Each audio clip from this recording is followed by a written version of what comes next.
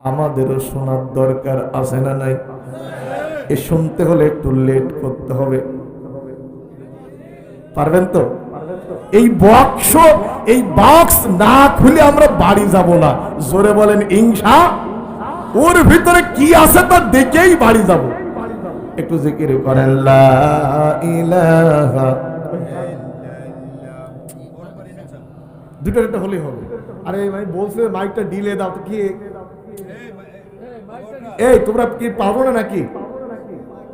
লা ইলাহা ইল্লাল্লাহ, জোরে লা ইলাহা, সুবহানাল্লাহ, আলহামদুলিল্লাহ।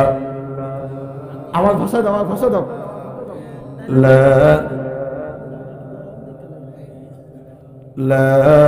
ইলাহা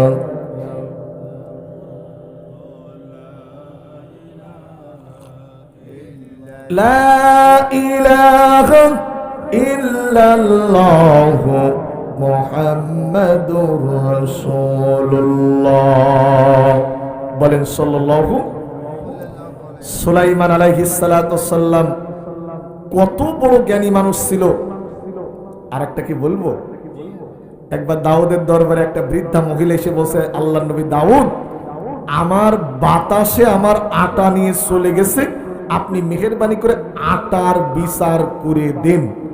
দাউদ দেশের প্রেসিডেন্ট, বাতাস বৃদ্ধা মহিলার আটা নিয়ে চলে গেছে, বলছে আল্লাহর নবী আমার আটার বিচার করে দেন। বাতাস কেন নিল? আল্লাহু আকবার বলবেন না? দাউদ আলাইহিস সালাতু ওয়াসসালাম সব কিছু শুনে মেলে মহিলাকে 5 কেজি আটা দিয়েছে। মহিলা হেব্বি খুশি। আমার গামলায় ছিল আধা কেজি, দাউদ দিয়েছে 5 কেজি। নিয়ে চলে যাচ্ছে। ওই গেটের বাইরে একটা বাচ্চা শিশু খেলাধুলা করছে। বুড়িমা কোথায় গেছিলে? তোমার আব্বুর কাছে। কি জন্য? আতে বাতাস আমার আটা চেয়েছে, তাই বিচার চাইতে গেছিলাম। কি বললো? 5 কেজি আটা দিয়েছে। বলে বুড়িমা আপনি গিয়ে বলেন আমার আটার প্রয়োজন নেই, আপনি বিচার করে দেন। সুবহানাল্লাহ বলেন। গেছে 10 কেজি আটা দিয়েছে। আপনারা বলেন বৃদ্ধা মহিলা খুশি হবে না বেজার হবে? ও চাচ্ছে যে আবারও যেন বাচ্চার সঙ্গে একটু দেখা হয়।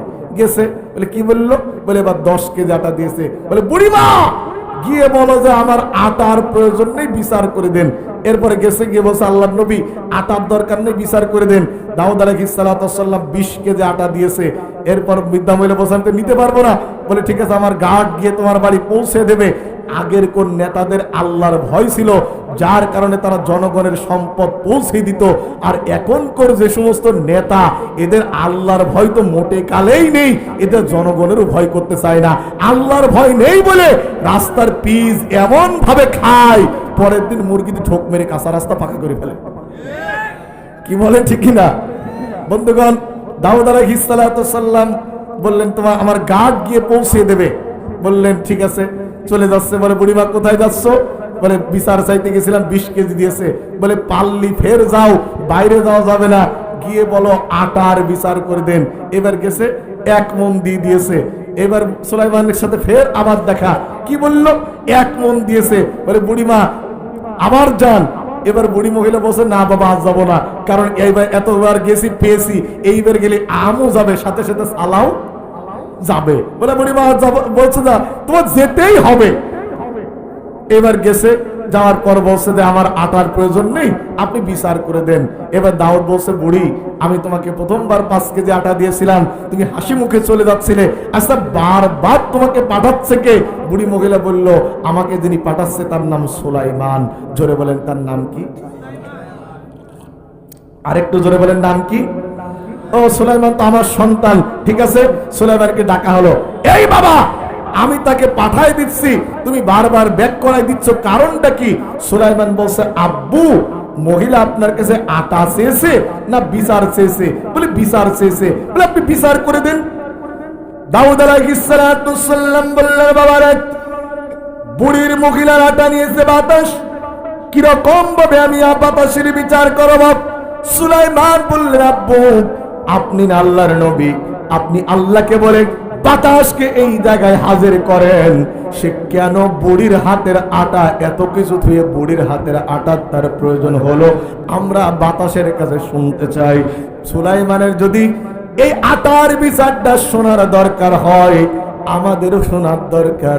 জোরে বলেন আছে না নাই? আরেকটু জোরে বলেন আছে না নাই? এখানে লক্ষণীয়, একটা সময় আমরা বাতাসের পর্যন্ত বিচার করার অধিকার ছিল, ক্ষমতা ছিল।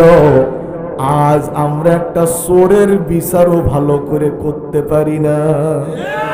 বরঞ্চ দিন দিন চোরের পাওয়ার যেন বেলুনের মতো ফুলে বাড়ছে। এক এলাকায়, আমি কিন্তু ওয়াজ এখনো শুরু করিনি, কিছুটা আস্তে আস্তে যাচ্ছি, আপনাকে পিছনতে চলে যাচ্ছেন নাকি? এক এলাকায় এক কাফন চোর ছিল। জোরে বলেন কি চোর? ওই কাফন চোর মানুষ মারা যেত, লোকজনের কাফন চুরি করে নিয়ে চলে যেত। এই পর একদিন কাফন চোর মারা গেল। আব্দুর রাজ্জাক ভাই সহ অনেক হুজুররা জানাজায় গেল সম্পর্কের কারণে। শুনতেছেন আপনারা? প্লিজ কেউ কথা বলেন না, প্লিজ আমার একটু আলোচনা করতে দেন। এখন সবাই কাফন চোরের বাড়িতে গেছে। কাফন চোর মরার আগে বলে গেছে, আমি তো মরেই যাব, চলেই যাব, রেখে যাব সবই। আরে তোরা কি আমার সাথে যাবি? লোকজন বলছে কাফন চোরের দেশে দেখে মার খাবো না, যাওয়ার দরকার নেই। তো বলছে, ছেলেরা শোন, আমি মারা যাওয়ার পর এমন কিছু কাজ করবি যাতে আমি কবরে শান্তি পাই আর আমার যেন সুনাম হয়। কাফন চোরের কি করে সুনাম করানো যায়, এই জন্য কাফন চোর মারা যাওয়ার পর কাফন চোরের বড় ছেলে বলছে, ভাইয়েরা আমার আব্বা তো মারা গেল, কৃতকর্মের জন্য ক্ষমা চাই, আর আমাদের বাড়ি 7 দিন ব্যাপী খানার দাওয়াত থাকলো। কয়দিন ব্যাপী? লোকজন বলছে কি খাওয়াবা? বলছে প্রথম দিন গরুর গোশ, দ্বিতীয় দিন খাসির গোশ, চতুর্থ দিন, তৃতীয় দিন দেশির গোশ, চতুর্থ দিন ডুম্বা, ষষ্ঠ দিন উট, সপ্তম দিন হরিণ, এরপরে সপ্তম দিন হতে পারে লিয়ার না হয় পোল্ট্রি, এটা হবে। এখন গ্রামের সব লোক তো আর একদিনই বাইরে থাকে না, থাকে নাকি? চতুর্থ দিন গরুর, চতুর্থ দিন ডুম্বা খাওয়ানোর দিন, ওই দিন গ্রামে কিছু লোক ভোগছে। তো এই পাগলের দল তোরা লাইন ধরে কনে যাচ্ছিস? বলছে কাফন চোরের বাড়িতে খানা খাতি যাস। এই কথা শুনে ফেলেছে কাফন চোরের মেজে ছেলে। 2 নাম্বারটা আমাদের গ্রামের ভাষায় বলে মেজে ছেলে। আপনারা কি বলেন? এখন কাফন চোরের মেজে ছেলের কানে চলে গেল, এত টাকা খরচ হইল, তারপরেও বাপকে মানুষেরা কাফন চোর বসে বলছে, মিয়া ভাই খানা বন্ধ করো। এখনো বাপের কাফন চোর মানুষে বলছে। বলছে শোন, বাপ করেছে ওয়াকাম, আমরা যদি করি সুকাম, এতে হবে, এতে যাবে না বাবার বদনাম। আপাতত আর 3 দিন খানা চলুক, তারপর একটা ভেবে দেখা যাবে। 7 দিন খানা শেষ হয়ে গেল।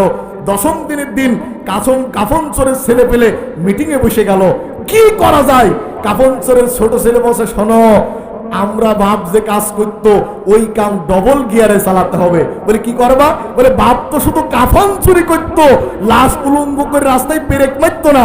এখন থেকে আমরা লাশের কাফনও চুরি করব, লাশটাকে পেরেক মেরে গাছের সঙ্গে টাঙিয়ে রাখবো, ঝুলিয়ে রাখবো। 4 দিন পরে গ্রামে একটা মানুষ মারা গেল, আব্দুর রাজ্জাক ভাই সহ সবাই তাকে দাফন করে চলে আসলো।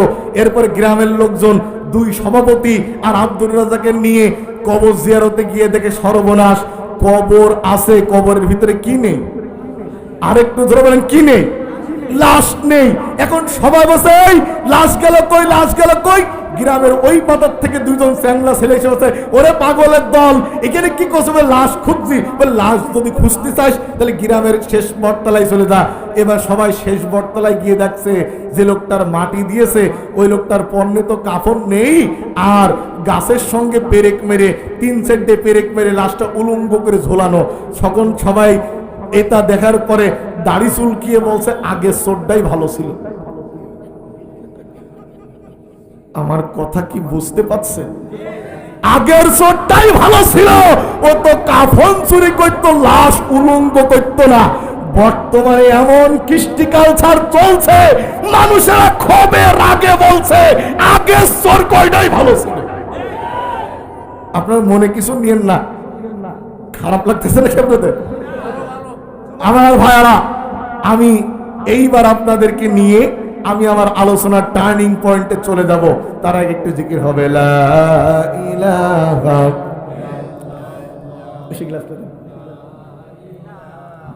আরো জোরে, লা ইলাহা সুবহানাল্লাহ।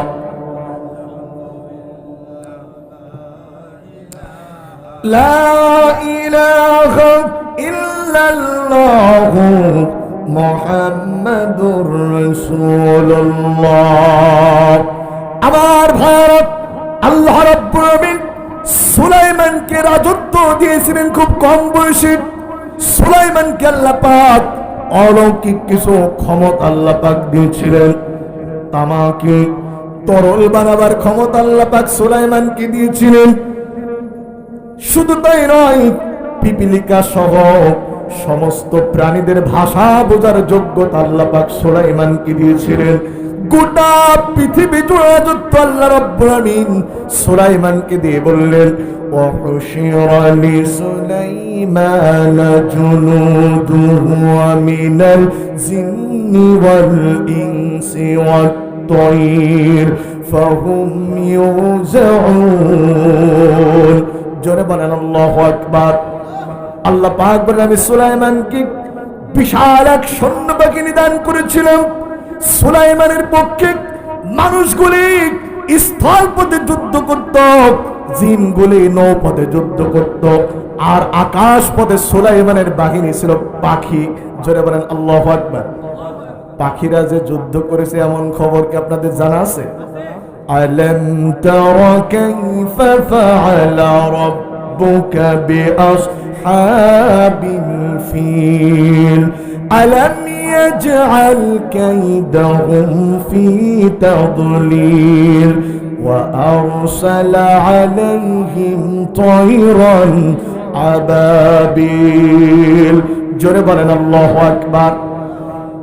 প্লিজ ভাই কেউ কথা বলবেন, আমার এবার একটু ওয়াজ করতে দেন। আপনারা যদি মনোযোগ দিয়ে শোনেন আমি কিছু কথা বলবো ভাই। আমার ভারত, আল্লাহ রাব্বুল আমিন সুলাইমানকে অতুলনীয় রাজত্ব দান করেছিলেন। তার মতো এত বড় সাম্রাজ্য আল্লাহ পাক ইতিপূর্বের কাউকে দেননি, কখনো দিবেনও না। সেই সুলাইমান, তার গোয়েন্দা বিভাগের প্রধান ছিল একজন পাখি। পাখিটির নাম হুদহুদ। জোরে বলেন পাখিটার নাম কি? যেমন আমাদের দেশে গুরুত্বপূর্ণ কিছু দিবস আছে না নাই? 16 ডিসেম্বর, 21 ফেব্রুয়ারি, 26 মার্চ আমাদের দেশের গুরুত্বপূর্ণ যেমন দিবস, সুলাইমান এইরকম একটা গুরুত্বপূর্ণ দিনে তার সামনে সমস্ত বাহিনীর সবাই উপস্থিত। উনি তাকায় দেখলেন সমস্ত বাহিনীর সবাই উপস্থিত রয়েছেন, কিন্তু ওনার গোয়েন্দা বিভাগের হেড, ওনার গোয়েন্দা অফিসার হুদহুদ সেখানে নাই।